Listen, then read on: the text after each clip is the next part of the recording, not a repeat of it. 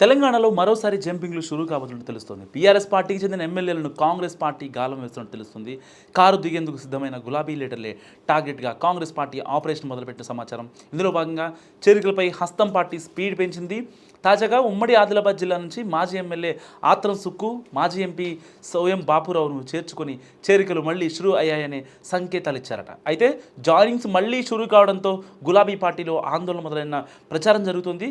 తాజాగా బీఆర్ఎస్ బీజేపీలకు చెందిన సీనియర్ నేతలు కాంగ్రెస్ కండువా కప్పుతున్నారు. బీజేపీ నేత ఆదిలాబాద్ మాజీ ఎంపీ సోయం బాపురావు, బీఆర్ఎస్ నేత కుమ్రంభీం ఆసిఫాబాద్ మాజీ ఎమ్మెల్యే ఆత్రం సుక్కు గాంధీ భవన్లో టీపీసీసీ చీఫ్ మహేష్ కుమార్ గౌడ్ సమక్షంలో పార్టీ తీర్థం పుచ్చుకున్నారు. త్వరలో బీజేపీ జాతీయ అధ్యక్షుడు నడ్డా తెలంగాణ పర్యటన నేపథ్యంలో ఈ వ్యవహారం హాట్ టాపిక్గా మారింది. అయితే రెండు పార్టీల నేతల చేరిక తర్వాత టీపీసీసీ చీఫ్ చేసిన కామెంట్స్ సంచలనంగా మారాయి. బీఆర్ఎస్ పార్టీకి చెందిన చాలామంది ఎమ్మెల్యేలు తమకు టచ్లో ఉన్నారని, మంచి రోజు చూసుకొని ఆ నేతలంతా కాంగ్రెస్ పార్టీలో చేరతారని ప్రకటించారు. ప్రస్తుతం కొంతమంది బీఆర్ఎస్ నేతలు తమతో టచ్లో ఉన్నారని పీసీసీ చీఫ్ మహేష్ కుమార్ గౌడ్ అన్నారు. వారంతా శుభముహూర్తం చూసుకొని కండువా మార్చేస్తారని కూడా చెప్పుకొచ్చారు.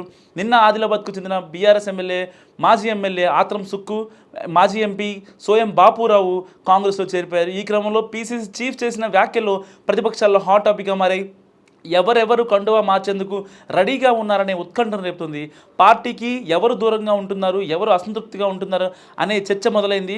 ఇప్పుడు రాష్ట్ర వ్యాప్తంగా ఏడాది పాలనపై కాంగ్రెస్ పార్టీ విజయోత్సవాలు నిర్వహిస్తుంది. 6 గ్యారంటీలతో పాటు ఏడాది పాలనను ప్రజలకు వివరిస్తుంది.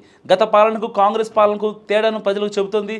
స్థానిక సంస్థల ఎన్నికల టార్గెట్గా ప్రజా ఉత్సవాల నిర్వహిస్తుంది. సో లోకల్ బాడీ ఎన్నికల్లో సత్తా చాటాలంటే ప్రచారం కూడా అవసరమని పార్టీ పెద్దలు భావిస్తున్నారట.